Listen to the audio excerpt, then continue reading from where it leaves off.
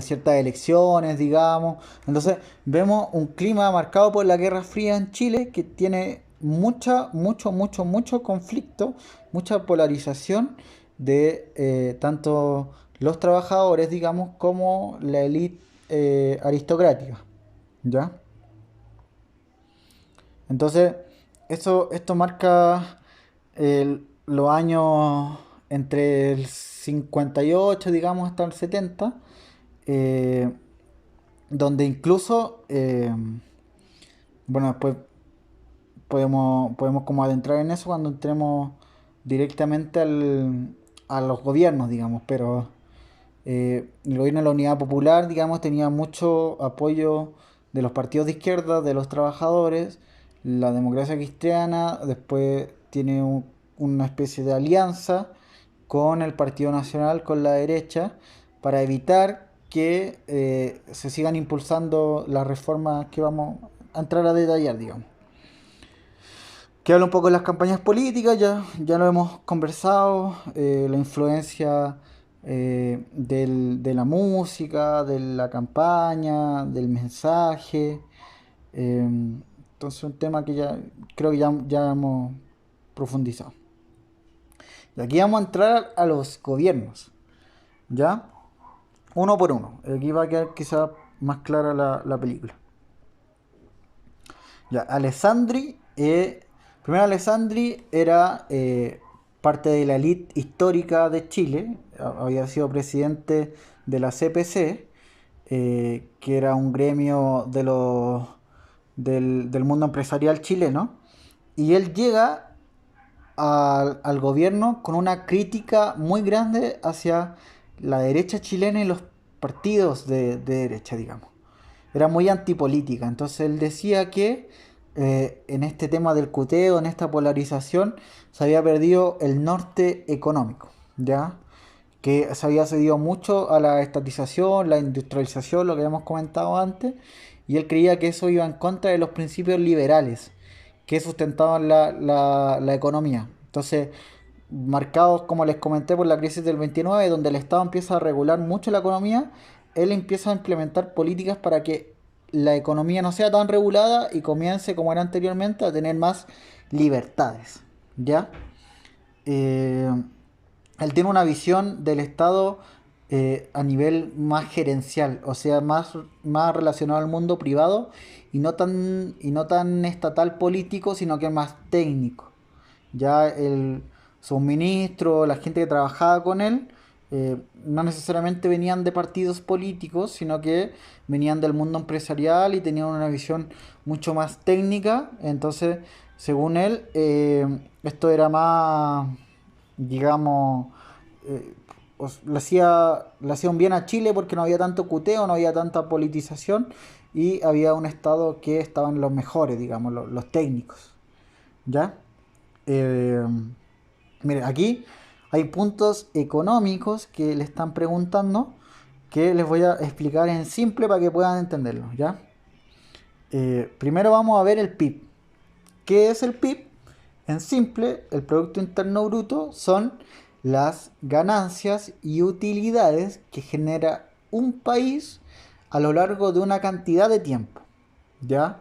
Por ejemplo, puede ser trimestrales o anuales, y el PIB mide a toda la población y da un promedio, un estándar. Hay una frase muy conocida de Nicanor Parra que resume muy bien qué es el PIB. Dice, si tú tienes dos panes y yo tengo cero, el PIB, el PIB que existe es uno per cápita. Entonces eso mide el PIB, la totalidad. No entra a disgregar y los índices de desigualdad quedan un poco de lado, digamos. Pero esto viene a ser un parámetro macroeconómico que genera también crecimiento y expectativa a los mercados nacionales e internacionales. ¿Ya? Vamos a ver la inflación. La inflación es bien compleja de entender, así que voy a intentar resumirla bien. En economía, la economía se rige principalmente por la oferta y la demanda. ¿Ya? La oferta, quienes son entrega un servicio, y la demanda es quienes necesitan esos servicios. Entonces, por ejemplo, una panadería entrega una oferta que serían los panes y la demanda serían las familias chilenas que necesitan pan para tomar desayuno o once. ¿Ya? Y entonces, como hay muchas panaderías y hay mucha competencia, hay mucha libertad de mercado, uno puede elegir dónde comprar y generalmente los precios no varían porque si alguien pone cada pan a 400 y el otro lo tiene a 100, la gente va a ir a comprar al que lo vende a 100. Entonces, siempre hay un estándar, hay un equilibrio que se conoce como un equilibrio económico. ¿Qué pasa con la inflación? Cuando hay un desabastecimiento, cuando cierran ciertas fábricas o cuando no llega ciertos bienes, quienes tienen estos bienes que son escasos suben los precios y como hay mucha demanda, mucha gente que necesita, por ejemplo, comprar pan y hay un solo lugar donde comprar pan, se disparan los precios. Entonces un pan puede valer, si antes costaba 200, hoy día puede valer 1000 un pan. Eso se conoce como inflación, para resumírselo bien en claro, digamos, bien simple. ¿Ya? Eh, la deuda externa. Cuando termina la Segunda Guerra Mundial y hay una crisis total bélica, económica, política, se crean dos instituciones que se llaman el Banco Mundial y el Fondo Monetario Internacional. Y estas instituciones macroeconómicas eh, generan mucho excedente, mucho capital, entonces ellos le pueden hacer préstamos a los países para que no queden en la ruina como quedó en algún momento Alemania en la Primera Guerra Mundial. ¿Ya? Y después los países tienen que pagarlo mediante cuotas, etcétera. Entonces la deuda externa es eso, es cuando un país le solicita al Banco Mundial o al Fondo Monetario Internacional algún préstamo para satisfacer ciertas necesidades propias del país, digamos. Por ejemplo, Argentina hasta el día de hoy está complicado por la deuda externa porque ha pedido históricamente muchos millones de dólares y no ha podido pagarlo. Entonces igual uno entra en un periodo de harta crisis, ¿ya? La publicidad y la participación social campesina. Ya, aquí vamos a adentrarnos. Ah, no, déjeme volver un poquito. En las reformas de... hay dos reformas icónicas del gobierno de Alessandri. Primero está la reforma agraria, que se le conoció como la reforma de Macetero porque no entraba mucho a regular el problema agrario, sino que simplemente puso como una institución que se encargaba de velar por como por el la buena redistribución y que se le pagase a los campesinos. Entonces, se dice que es muy de Macetero, que no tuvo mucho impacto, que no tocó los temas de fondo. ¿Ya? Y Alessandri empieza también a crear las primeras viviendas sociales, porque como esta gente que les comenté que vivía en mucha precariedad, muchas veces familias sin nada, en el suelo, etcétera, que comienzan a construir viviendas sociales y el gobierno se empieza a hacer cargo de estas necesidades de las personas respecto a la vivienda.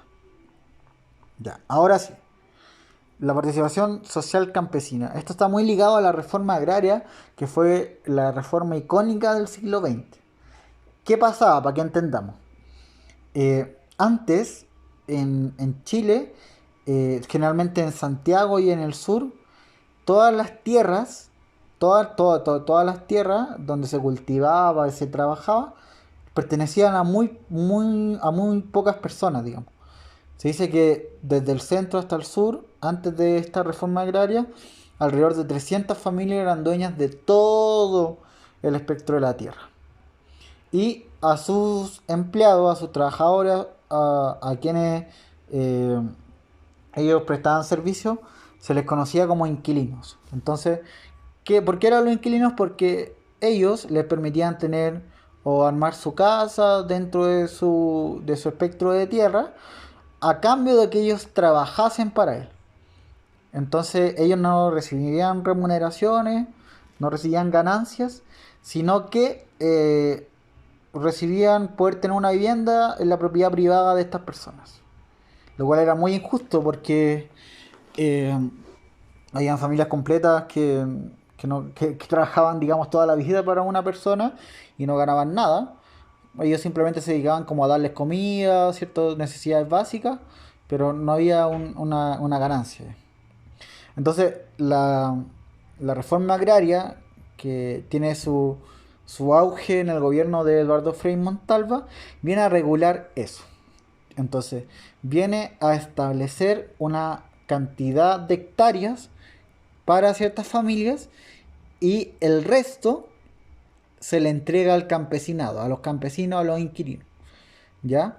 Y para que haya una buena redistribución de lo que se le estaba entregando, forman las cooperativas agrarias, que es una especie de sindicato agrario, donde estaban todos los trabajadores del campesinado y entre ellos decidían cómo iban a distribuirse esas tierras.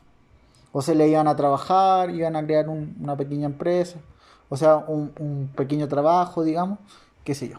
Ahí tenían ellos la decisión. Y también vienen a regular el pago y la remuneración hacia los inquilinos, que como les comenté antes no recibían remuneraciones. Entonces se le obligó a estos latifundistas que pagasen por el servicio que le estaban prestando. Y después, en el gobierno de Salvador Allende hay una profundización de la reforma agraria, donde existió una expropiación de tierras mucho mayor.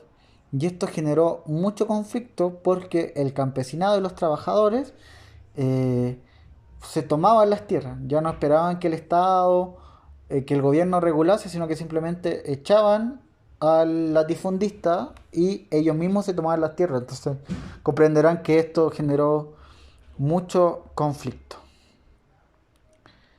La politicidad y la participación social de los pobladores, esto ya lo hablábamos. Eh, ya, aquí está el gobierno de Eduardo Frei.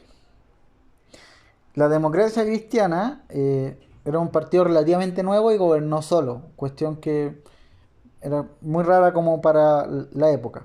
Y él llamó a su proceso la revolución en libertad. ¿Por qué la revolución en libertad? Porque él tenía una visión social, pero no creía en el marxismo y tenía la misma crítica que era totalitario, digamos. Entonces él creía que se podía avanzar socialmente sin la necesidad de tener una visión socialista, sino que respetando la libertad, los principios económicos, eh, muy ni chicha ni limonada, como se decía en aquella época. Bueno, y los principales objetivos era dar trabajo a los chilenos, aumentar la riqueza y valorización de la moneda, crecimiento económico, el problema de la vivienda que ya se había empezado con Alessandri, el esfuerzo educacional y cambio en el mundo y cambio en el mundo rural, disculpen.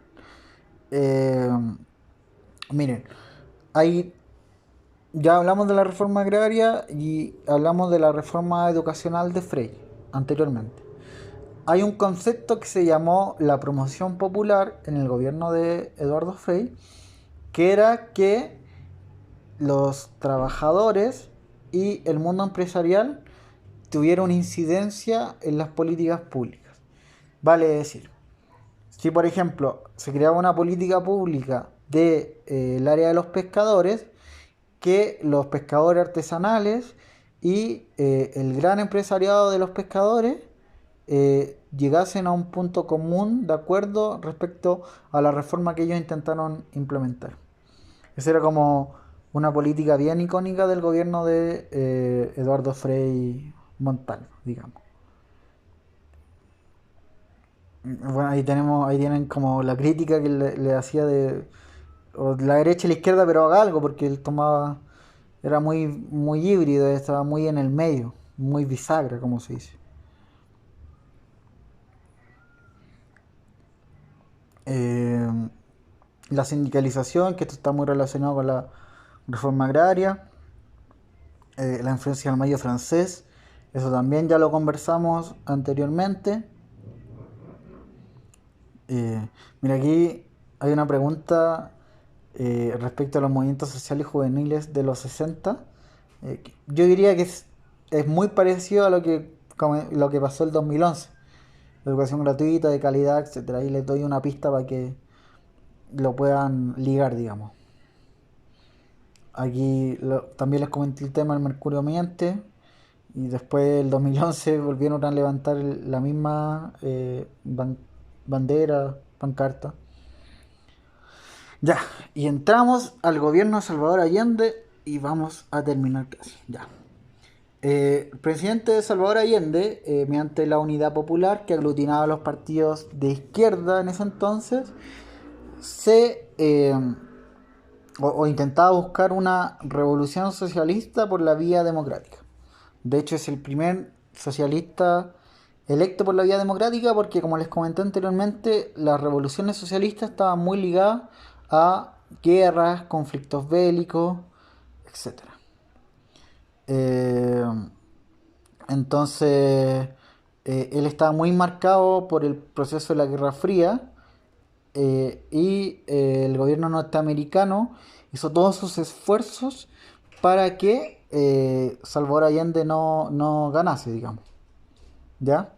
Eh, es un, es un proceso de muchos conflictos, de demasiados conflictos, principalmente por la política económica y social que buscaba Chile. Entonces, aquí, por ejemplo, nacen eh, Patria Libertad, que era un movimiento nacionalista chileno que estaba en contra del marxismo. Aquí hubo, por ejemplo, un conflicto con los transportistas y los camioneros, quienes pararon la producción del país, o sea, los camiones, digamos, que transportaban los alimentos, etcétera, dejaron de hacerlo y empezó un proceso de desabastecimiento importante en Chile, digamos. Eh, También es un proceso donde mueren ministros de Estado, militares, etcétera. Entonces es un conflicto bastante latente el que vivía el país chileno. Estaba muy polarizado hacia dos bandos. Eh, entonces, todo esto marcado en el contexto de la Guerra Fría y también Allende tenía mucho apoyo de lo que habíamos conversado anteriormente, de los sindicatos, del mundo obrero. Entonces, se dice que estábamos casi a puerto de una guerra civil entre los socialistas, gente de la izquierda, con el mundo de la derecha, digamos.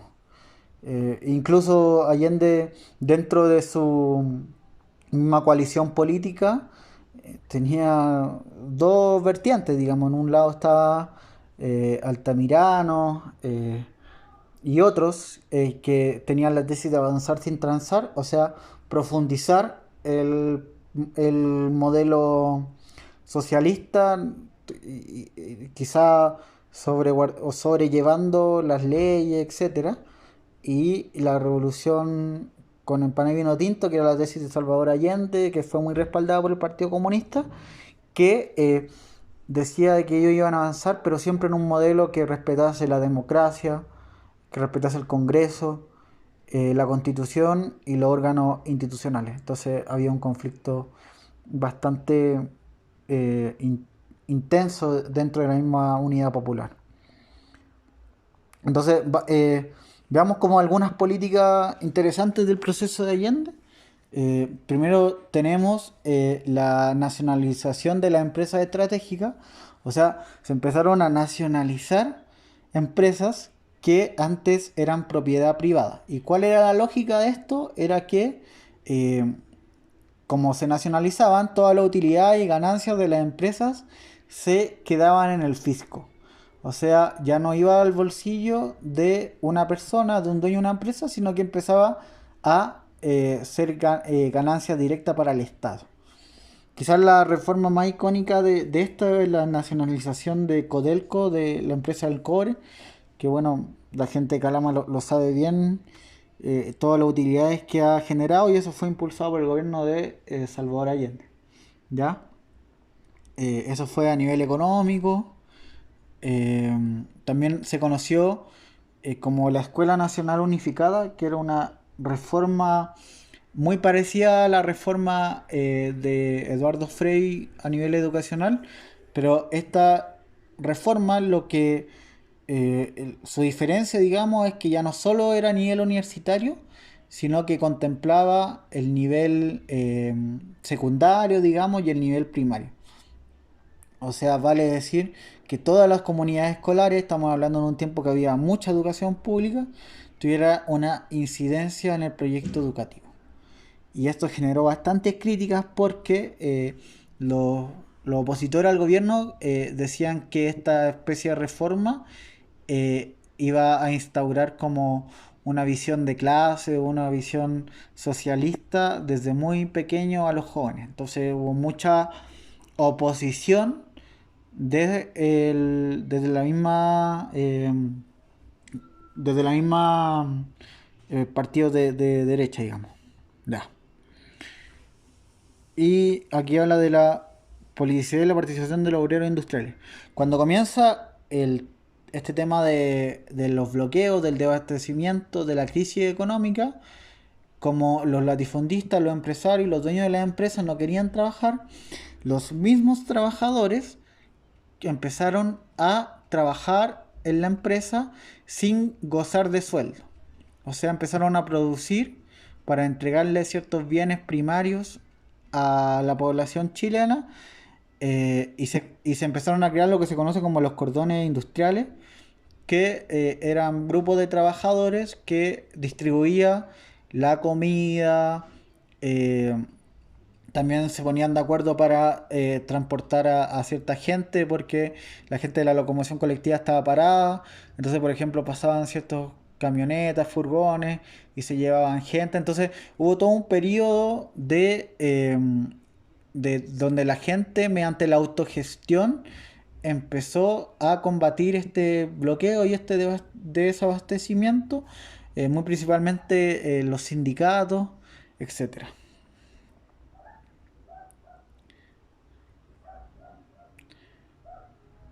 Eh, el movimiento estudiantil en el gobierno de Allende. Mire, el movimiento estudiantil tuvo una participación muy directa en el gobierno de Allende. De hecho, cuando Allende gana, el primer discurso lo hace en la FECH, en la Federación Nacional de Estudiantes de Chile. Y los máximos dirigentes de la FECH eran militantes de la Unidad Popular. Entonces, ¿qué hacía la universidad en esa época? Se involucraban en los planes de gobierno. Por ejemplo, creaban escuelas populares de alfabetización. Recordemos que en ese tiempo había mucha gente analfabeta.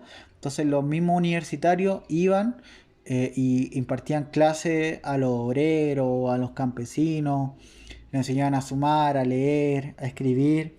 Entonces es un proceso donde las universidades principalmente tuvieron mucha incidencia en fomentar la conciencia crítica del mundo obrero. ¿Ya? Y eso sería todo. 45 minutos. Cualquier duda, pregunta, me pueden consultar.